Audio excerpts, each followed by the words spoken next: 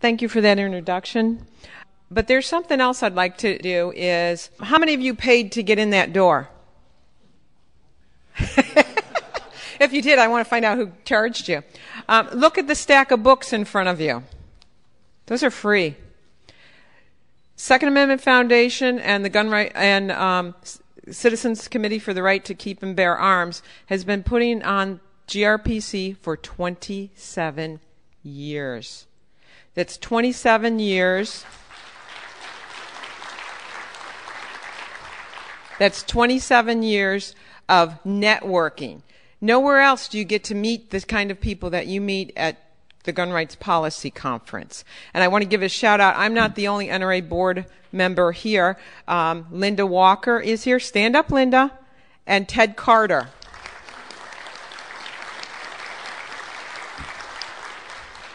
So if you have anything to say, I'm not the only NRA board member to tell it to, okay?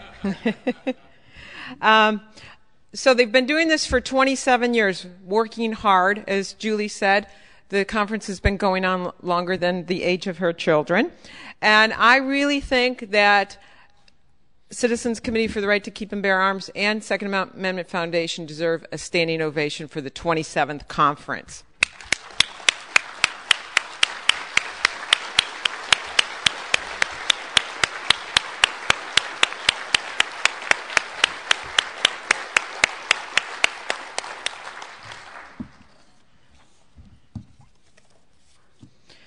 Okay, most times you hear that this is the most important election of our lifetime. How many of you have heard that this year? Okay. How many of you heard it 4 years ago? 8 years ago? And so on and so on. Yes. That's a lot of lifetimes, isn't it? Well, I contend that this is the most dangerous election of our lifetime. And I'm just going to go over a few things that Mr. Obama has done, and it's a timeline on gunbanobama.com. And this progresses through when he started with the state of Illinois on to being president. He sat on the board of directors for the Joyce Foundation. We all know the Joyce Foundation is an anti-gun foundation, and you were talking Obamacare and banning guns through health care. He endorsed a ban on the sale or transfer of all semi-auto guns. He proposed banning gun stores within 5 miles of schools and parks. Imagine that. Supported a 500% tax increase on guns and ammunition. Co-sponsored a bill to limit firearm purchases to 1 gun a month. How many of you just want to be able to buy 1 gun a month? I didn't think so. You would like to be able to buy, Ginny, yes, you would like to be able to buy 1 gun a month. He continues to favor handgun registration and licensing. He voted to ban hundreds of the most common rifle and shotguns. Voted against the firearm owner's ID card age in Illinois going from 21 to 18. He voted to uphold local gun bans. Said he continues to oppose concealed carry. And I'm skipping here because there's a lot more. He voted against prohibiting lawsuits against gun manufacturers, etc., etc. He voted against John Roberts for the Supreme Court. He voted against Samuel Alito for the Supreme Court. He said he believes in keeping guns out of our inner cities. He favors a ban on standard capacity ammunition. He says he's not in favor of concealed weapons. He weeded out gun owners from his administration. He nominated Eric Holder. We know what we got from that. He said that 90% of guns recovered in Mexico come from the U.S. That was early on in his term. Gee, what was he setting us up for? Fast and Furious. He, of course, nominated Sotomayor, who's rabidly anti-gun for the Supreme Court. He also nominated Elena Kagan. And the list goes on and on. He works with IANSA, which is an anti-gun organization in the UN. And just last month, he said he affirms support for renewing the semi-auto rifle ban and magazine ban. That's a lot. Did I miss any? Yes, I missed a lot, didn't I? But I want to try and get Julie up to speed with the time. But also, there is the Democrat platform. And in the latest issue of the Gun Mag, you can see the Democrats' anti-gun Second Amendment platform takes about 1/3 of a page. The Republicans' pro-Second Amendment takes almost a half page. If you get the chance, read it. It's the latest issue of the Gun Mag. Okay, so let's talk about judges. I've got a thing to say about them. They're getting old. The Supreme Court and the Circuit Court of Appeals. And did you know that Obama has altered the power on 4 of the nation's 13 Circuit Court of Appeals?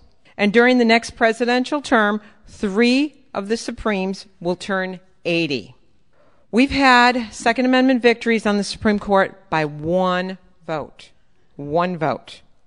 Can you imagine what Mr. Obama will do if he's unchained, if he gets a second term?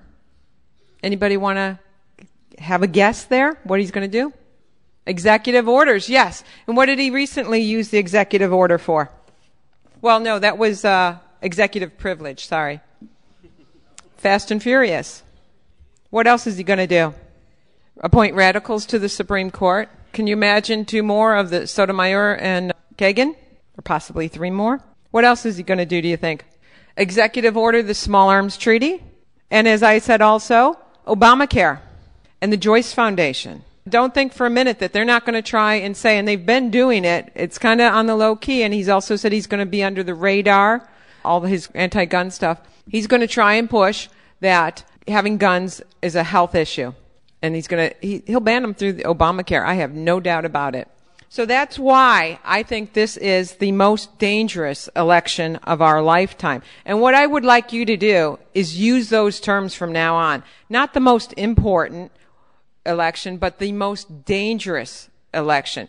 Use that term when you're speaking to your coworkers, your gun buddies, anybody, your family, anybody. Use that term. It's so very important. Actually, I want you to say it right now. This is the most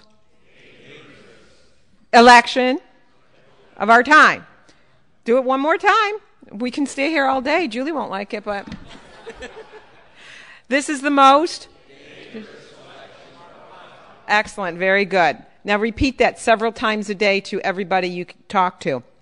And for this, I want you to use that terminology. For this next part, I do apologize to Donald Trump if I don't get this exactly right. But what I would like to see happen is when we all wake up on Wednesday, November 7th, assuming we can actually go to sleep that Tuesday night, I want to hear that Americans have overwhelmingly chosen the pro-Second Amendment candidate, the one that's always been proud to be an American. And I also want to hear that the American people have spoken loudly and clearly and have said, Mr. Obama, you're fired. Thank you.